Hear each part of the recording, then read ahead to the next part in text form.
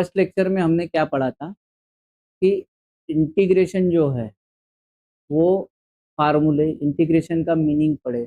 Integration असल में क्या होता है कि ये डिफरेंशिएशन का उल्टा होता है, मतलब हम लोग क्या कर सकते हैं, उसको फंक्शन कन्वर्ट कर सकते हैं। ठीक है ना, एक डिफरेंशिएट फंक्शन रहता है, उसका उल्टा होता है, तो इंटीग्रेशन में हम एक फंक्शन बना रहे हैं। और क्या क्या निकाल रहे हैं यहाँ पर हम लोग, निकाल सकते हैं इंटीग्रेशन से, एरिया निकाल सकते हैं, वॉल्यूम निकाल सकते हैं, और बहुत सारी चीजें जो पर, लेकिन वो डिफाइंड होना कहाँ से कहाँ तक तभी हम लोग निकाल सकते हैं। ठीक है ना, तो आज हम लोग क्या करेंगे, जो चीजें हमने फार्मूले आपको दी थी, आज पूरा बेस करेंगे इंटीग्रेशन का, कि इंटीग्रेशन सॉल्व कैसे करते हैं। उसमें हमने फर्स्ट पार्ट एक पढ़ा था कि फार्मूले के समय आपको बताया था कि जो यह है ट्रिग्नोमेट्रिक फंक्शन, उनका हाईएस्ट पावर टू सिर्फ दो इसका सॉल्व कर सकते हैं, सेक्स स्क्वायर एक्स और कोसेक स्क्वायर एक्स, बाकी अदरवाइज हम लोग सॉल्व नहीं कर सकते। उसके बाद आपको पॉलिनोमियल फॉर्म भी बताया था, जिसकी हायर डिग्री अगर इक्वल आती हो तो क्या करना पड़ेगा, या न्यूमरेटर का पावर बड़ा है डिनोमिनेटर से तो क्या करना पड़ेगा, हमको क्या करना पड़ेगा, लॉन्ग डिवीजन यूज करनी पड़ेगी। बराबर है, आज वही सभी प्रॉब्लम हम लोग आज सॉल्व करने वाले हैं। प्रैक्टिकली कैसे होते, फार्मूले अप्लाई कैसे होते, ये सभी चीजें हम लोग आज क्या करेंगे, सॉल्व करेंगे। ठीक है ना, चलो मान लो इंटीग्रेशन को आई से डिनोट किया जाता है, किससे किया जाता है, एग्जाम्पलों को आई से। जैसे डेरिवेटिव को हम लगभग वाई लिखते या एफ ऑफ एक्स लिखते थे, या लिमिट को यल लिखते हैं, बराबर है ना, वैसे इसको क्या लिखेंगे हम लोग, आई लिखेंगे। ठीक है, इंटीग्रेट। जैसे मान लो एक्स क्यूब आया, अब इसका इंटीग्रेशन हमें निकालना है, तो हम लोग कैसे निकालेंगे, फार्मूला तो क्या था हमारा, x to the power n is equal to x to the power n plus one और एन प्लस वन, मतलब पावर में क्या कर रहे हैं, प्लस वन कर रहे हैं। जो आंसर आएगा या वाला वही हम लोग क्या कर रहे हैं, नीचे लिख रहे हैं। तो हमको भी वैसे ही करना पड़ेगा। देखो अब यहाँ पर कितना होगा, x to the power three plus one, three plus one plus C, constant लिखना जरूरी है, नहीं लिखोगे तो इसके आगे चल के वैल्यू वगैरह निकालनी पड़ती है फंक्शन बनाने के लिए, लेकिन वो क्वेश्चन अलग तरीके से रहते हैं। आपको कांस्टेंट एक देना है, सी ही देना है क्या, ऐसा कुछ नहीं, आप डी भी दे सकते हो, ठीक है ना, ई भी दे सकते हो, आपकी मर्जी, आपको जो अल्फाबेट लेना है, क्योंकि स्टेटमेंट को हम लोग क्या कर रहे हैं, फंक्शन को इंक्रीज बना रहे हैं, क्या बना रहे हैं, इंक्रीज बना रहे हैं। तो यह होगा x to the power four by four, ये हो गया आपका आंसर प्लस। समझ में आया। सेकंड एग्जांपल हम और लेते हैं, देखो I is equal to five x to the power eight, ये वाला लिए, ठीक है। तो इसका इंटीग्रेशन कैसे चालू होगा, five x to the power कितना होगा, नाइन, नीचे क्या होगा, नाइन प्लस, ये भी एग्जाम्पल, ठीक है। एक आधा एग्जाम्पल और लेते हैं, थोड़ा सा बड़ा टाइप का लेते हैं। जैसे मान लो I is equal to x cube plus five x plus four आया, इस तरीके से आई, इसका इंटीग्रेशन हमें सॉल्व करना। बोर्ड के लिए आपको क्या करना पड़ेगा, इसको सबको सेपरेट करना पड़ेगा। क्या करना पड़ेगा, सेपरेट, किसके लिए, बोर्ड के लिए। तो इसको पहले सेपरेट कर दो, तो ये होगा इंटीग्रेशन ऑफ एक्स क्यूब, ये हो गया five integration of x plus four integration of one. ठीक है, तो देखो एक्स क्यूब का इंटीग्रेशन हो गया x to the power four by four, five x का हो गया x square by two plus one किया ना, और फोर, वन का इंटीग्रेशन हमेशा क्या होगा, एक्स होगा प्लस सी। तो ये होगा एग्जाम्पल। चल अब इसके बाद क्या करते, देखो अगर इसमें थोड़ी सी एक स्ट्रैटेजी भी है। जैसे मान लो एक्स प्लस फोर और इसका स्क्वायर आया, तो इसका इंटीग्रेशन क्या, ठीक। तो इंटीग्रेशन में एक बात ध्यान में रखनी है, खास करके बोर्ड के लिए। जे में तो हमको ऑप्शन में मिल जाता है कि ये फोड़ा हुआ है, तोड़ा हुआ है, सीईटी में मिल जाता है, लेकिन बोर्ड में ऑप्शन नहीं रहते। तो यहाँ पर एक चीज ध्यान में रखना है, पावर होल पावर टू और थ्री आया, उसको हमें फार्मूले में बिठाना है सबसे पहले, बाद में उसका इंटीग्रेशन सॉल्व करना, ठीक है ना। उसको क्या करना है, फार्मूले से सॉल्व करना है, अपने बेसिक अलजेब्रिक फार्मूले से बाद में सॉल्व करना है। जैसे मान लो अब होल स्क्वायर आया इंटीग्रेशन, तो सबसे पहले हम इसको फार्मूला लगाएंगे ए प्लस बी होल स्क्वायर का। कौन सा? ए प्लस बी होल स्क्वायर का। तो ये हो गया ए का स्क्वायर मतलब एक्स का स्क्वायर, 2a इंटू बी मतलब 4x प्लस क्या हो गया 4 का स्क्वायर, तो ये कितना आ गया x square plus 8x plus 60। अभी इसको सेपरेट कर दो और इंटीग्रेशन सॉल्व हो जाएगा। 8 integration of x integration 16 integration of 1, इसका इंटीग्रेशन होगा एक्स क्यूब, इसमें प्लस 1 कर दो और नीचे वही लिख दो 8, इसका पावर कितना है 1 है, तो क्या होगा एक्स स्क्वायर बाय 2। ये 61 का इंटीग्रेशन क्या होता है एक्स प्लस 6। समझ में आया आपको? तो ये कहाँ पर सॉल्व करना है हमें, ये पूरा डिराइव्ड ऐसा कब करना है, जब होल पावर कितना हो 2 या 3, उसके ऊपर मत, उसके ऊपर नहीं करना है, ठीक है। जैसे मान लो एक एग्जांपल और लेता हूँ, चलो एक एग्जांपल लेता हूँ, आई इज इक्वल टू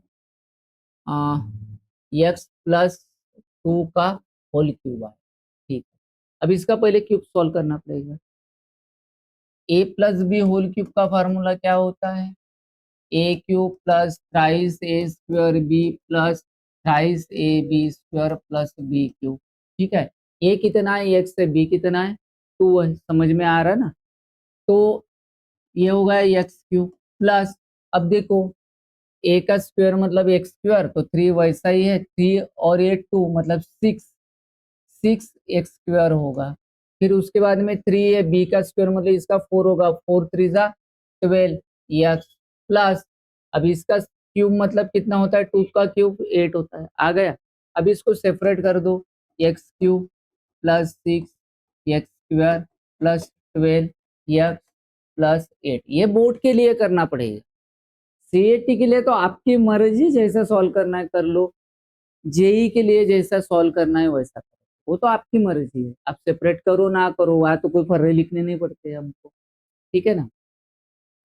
तो इसमें इंटीग्रेशन सॉल्व करो, 3 में 1 प्लस किया तो कितना हुआ 4, नीचे में 4, ये 6, 2 में 1 प्लस किया तो कितना होगा 3, नीचे में 3, ये 12, या 1 है 1 प्लस किया या 2 डिवाइड बाय 2, 8 का 8x प्लस सी।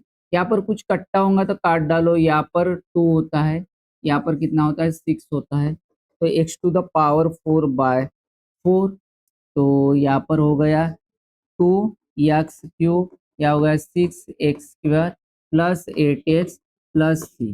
समझ में आ गया, ठीक है।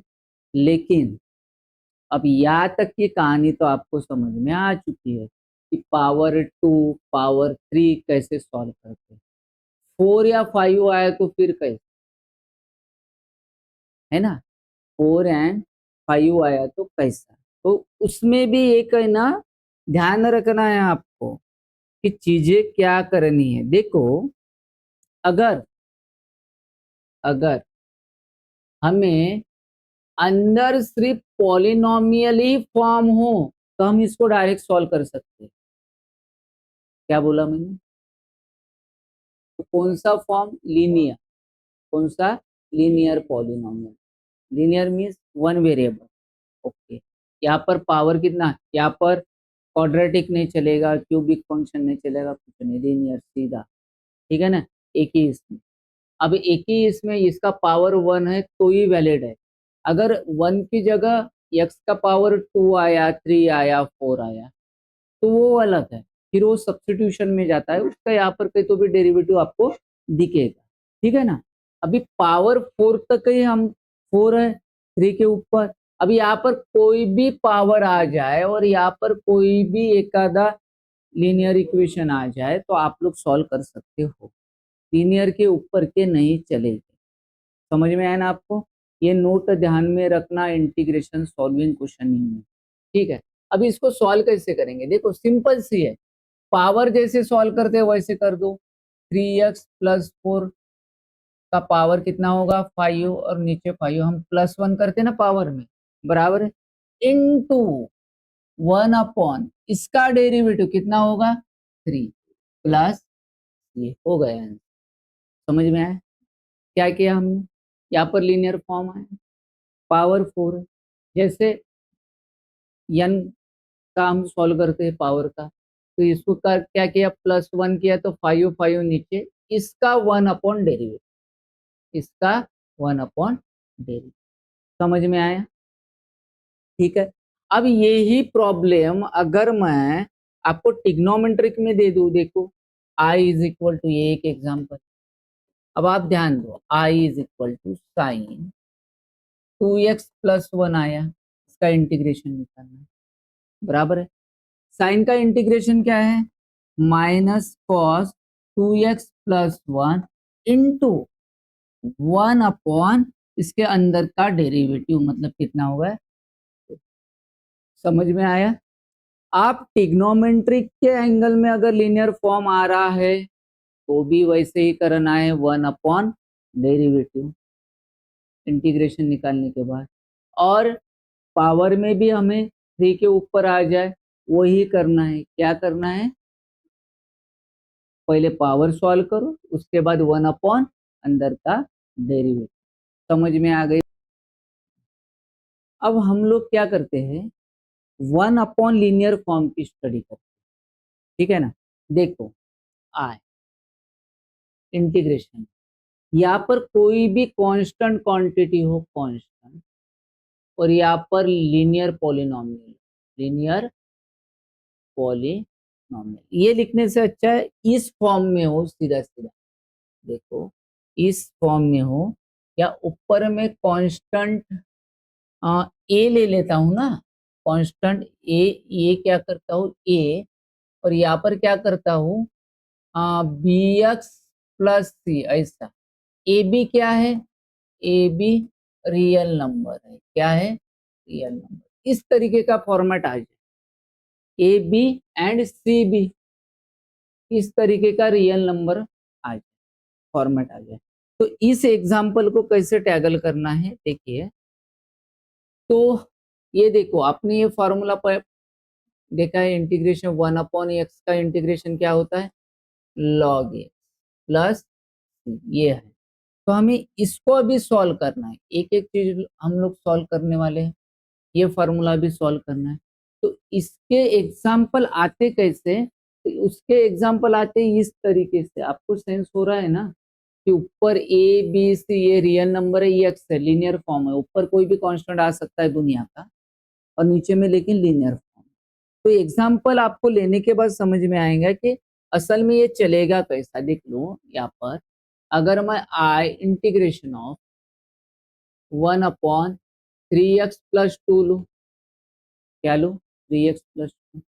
अब इसको सॉल्व कैसे करना, देखो integration 1 upon linear form, log of mod of 3x+2 into 1 upon इसका डेरिवेटिव कितना आया, 3+3। समझ में आया? अरे समझ में आया क्या कि इस क्वेश्चन को कैसे हैंडल करना है। टोटल बेसिक है, आप समझ लो। अगर बेसिक समझ में आया तो सब कुछ आया, बेसिक नहीं आया तो कुछ भी नहीं है। नहीं समझ में आया तो ये वीडियो बार बार देखो, आपको समझ में आ जाएगा, ठीक है ना। तो ये देखो एक एग्जांपल और लेता हूँ, ये देखो 5x+3 लिया, ठीक है। इसका इंटीग्रेशन क्या होगा, पहले 5 को बाहर निकाल लो, 1/x+3 हो गया। अब कैसे सॉल्व होगा, 5 log of mod of x+3 into 1 upon derivative, इसका डेरिवेटिव कितना आता है, 1। तो लिखने की जरूरत है क्या, नहीं, हो गया है। समझ में आया आपको, कोई प्रॉब्लम किसी को, कुछ भी नहीं, ओके। अब हम लोग जाते हैं पॉलिनोमियल की तरफ रुक कर। पॉलिनोमियल फॉर्म, जैसे मान लो आपको इंट्रो में बताया था कि उसको सॉल्व कैसे करना पड़ता है। न्यूमरेटर का पावर ये बड़ा आ रहा है या फिर सेम पावर आ रहे हैं, ये भी मान लेते हैं। सेम पावर के बारे में पढ़ते हैं। मान लो यहाँ पर x+5 है, यहाँ पर x+3 है, ये चीज आ गई। ये क्वेश्चन को कैसे सॉल्व करें, पावर तो क्या है, सेम है।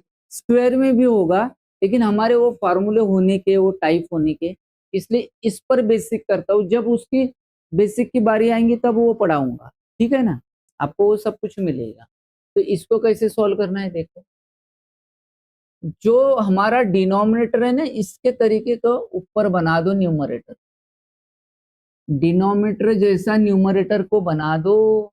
मतलब कैसे बनाओ, x+3+2, ये हो गया x+3, इनको अलग कर दो, x+3, x+3 जुदा कर दो इनको, ये 1/x+3 हो गए। ठीक है, समझ में आया। अब इनको सेपरेट करने के बाद ये तो कट जाएगा, x+3 कट जाएगा, ये आएगा 1, ये होगा 2 इंटीग्रेशन ऑफ 1/x+3। ठीक है, 1 का इंटीग्रेशन होता है x, ये हो गया 2, ये हो गया log of mod of x+3+c, 1/डेरिवेटिव 1 आता है, करने की जरूरत। समझ में आया।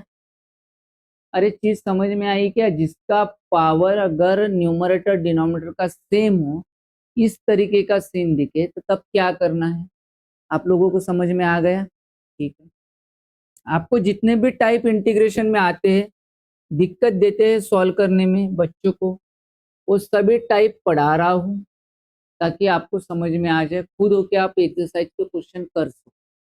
ठीक है, उसके बाद देखो, आई x² plus 4x+2 upon x+2, ये एग्जाम्पल है। चलो आगे बढ़ते हैं, लॉन्ग डिवीजन पढ़ते हैं हम लोग। तो लॉन्ग डिवीजन आपको आती है ना, पढ़ाई है अच्छे से मैंने, अगर नहीं आती होंगी तो अब कुछ नहीं कर सकते हम लोग। ठीक है, ओके। यहाँ का पावर कितना है, 2 है, यहाँ का कितना है, 1, 1 पावर की गरज है, x से इसको मल्टीप्लाई करो, x²+2 ठीक है ना। तो ये माइनस माइनस ये कट गया, या कितना आया, 2x+2 बराबर है। अब देखो, या x है लेकिन 2 नहीं है सामने, 2 से मल्टीप्लाई कर दो इसको, तो ये 2x+4 बन गया। ठीक है ना, तो या क्या होगा, माइनस, या माइनस से कट गया, ये बन गया माइनस। तो अभी इसको लिखने का तरीका कैसा है, देखो अब ये ऊपर वाली चीज बनी कैसे, डिवीजन के रूल के हिसाब से।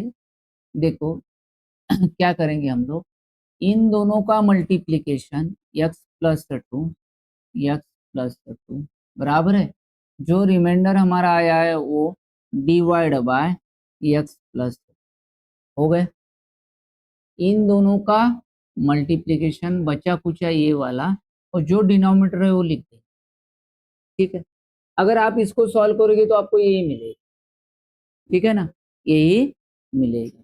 तो अभी हम इसको सेपरेट कर देते हैं, integration of x+2 upon x+2 minus 2 integration of x+2। ठीक है ना, एक कट गया, बचा क्या, x+2 minus 2 integration of 1/x+2। ठीक है, अब इसका इंटीग्रेशन सॉल्व करो, क्या 1 है तो x²/2, 2x का 2x माइनस 2, ये हो गया log of mod of x+2 plus c, हो गया एकदम। देखो इसको एक बार फिर से रिपीट कर देता हूँ, क्या किया हमने, x² + 4x+2 हमें क्या दिख रहा है, भाई न्यूमरेटर का पावर बड़ा है डिनोमिनेटर, तो हमको ये पता चल गया यहाँ पर लॉन्ग डिवीजन क्या करना है, यूज करना है। ये बात हमेशा दिमाग में डाल लेना। मैंने पहले भी बेसिक के पहले लेक्चर में भी इंटीग्रेशन के मैंने बताया। सेकंड लेक्चर में हम लोग क्या कर रहे हैं, इसका एग्जाम्पल ले रहे हैं। तो क्या किया, उस तरीके से एक एग्जाम्पल लिया, एक क्या किया, पावर सेम वाला लिया, एक पावर बड़ा और छोटा वाला लिया, यहाँ पर लॉन्ग डिवीजन यूज की मैंने। ठीक है, अब आपको पता है 5u/2, ये 5u को बनाना है तो हम लोग क्या करते हैं, 5 को 2 से डिवाइड करते हैं, 2 2 ज़ा 4, ये बचा 1, तो मैंने क्या किया, 2 × 2 +1 मतलब कितने हुए, 5 ही हुए ना, 5 हुई ना। तो ये 5 को ऐसे लिखो या फिर 5 ऐसा लिखो, तो एक ही बात हुई ना, क्या अलग बात हुई, एक ही बात हुई। तो मैंने क्या किया, इसको लॉन्ग डिवीजन से डिवाइड कर दिया, फिर इन दोनों का मल्टीप्लीकेशन बचा कुचा ये वाला ऐड कर दिया, और डिनोमिनेटर में जो कुछ है हमारे, डिनोमिनेटर में क्या है, डिनोमिनेटर में क्या है x+2। फिर ये माइनस के साइन से इधर इसको सेपरेट कर दिया और उधर सेपरेट कर दिया, ये दोनों क्या हो गए, कट हो गए। बचा क्या है, x+2 माइनस 2x+2। x का इंटीग्रेशन क्या होगा, पावर 1 है तो 2/2, 2 का इंटीग्रेशन 2x माइनस 2 जो कांस्टेंट है वो, इसका डेरिवेटिव होता है लॉग, इंटीग्रेशन होता है 1/x का लॉग मॉड ऑफ x+c, बराबर है ना। तो इस तरीके से ये सॉल्व होता है। ये समझ में आया पक्का, कोई प्रॉब्लम? ओके, तो ये बेसिक एग्जांपल है, ये यदि आपको आ गए तो आप समझ लेना आपको फर्स्ट एक्सरसाइज आ गई। फर्स्ट क्या एंड तक ये आ जाता है, जहाँ जहाँ कुछ प्रॉब्लम होते हैं, नई नई टर्मिनोलॉजी लगेंगी तो आपको वो पता चलेगा। आज नेक्स्ट अप हम आते हैं टिग्नोमेट्री पर। टिग्नोमेट्री की एग्जाम्पल पढ़ना है।